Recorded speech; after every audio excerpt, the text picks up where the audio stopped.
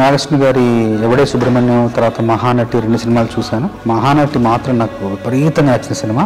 నాయి గారు కాల్ చేసి రమ్మన్నారు, వెళ్ళాను. వెళ్ళిన తర్వాత సందర్భం చెప్పడానికి ముందు నాకు కథా గమనాన్ని కాసేపు మాట్లాడి చెప్పిన తర్వాత వివరంగా చూపించారు, కొన్ని దృశ్యాలు చూపించారు.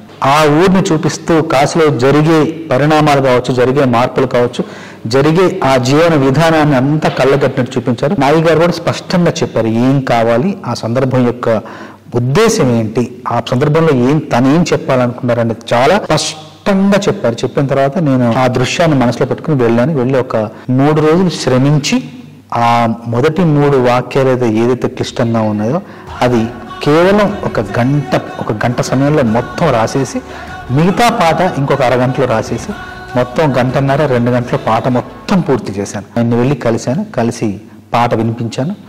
ఒక్క మాట కూడా ఆయన సవరణ లేకుండా, కరెక్షన్ లేకుండా పాట మొత్తం బిగిన చాలా బాగుందని చెప్పారు. పల్లవి రాసిన తర్వాత చరణాల్లో అవతార స్పృహ, అవతార స్పర్శ కొంచెంగా ఇస్తూ కలియుగానికి కలి యొక్క అవతారం ఎలా అయితే జనించిందో అక్కడికి వేగంగా రావాలనే ఉద్దేశంతో ముందు మాటలు మీనమై